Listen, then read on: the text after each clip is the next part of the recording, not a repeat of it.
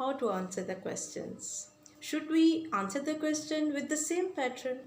No, no, no. We can't. We reply in two ways, and we use two methods to reply the questions. The first method is when we have helping verb in the start of the questions, we reply in yes or no. Like, are you a girl? Yes, I am. Are you a boy? No, I am not. Okay?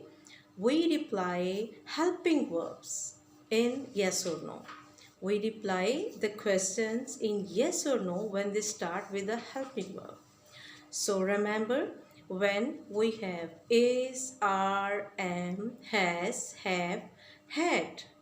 Okay? In the start of the question, we have to reply in yes or no. Now comes the second method.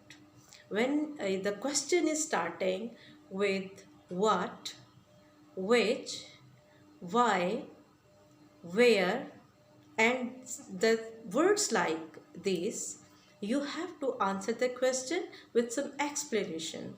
For example, what is your name? You would say, my name is Ahmed. My name is Najma. Okay.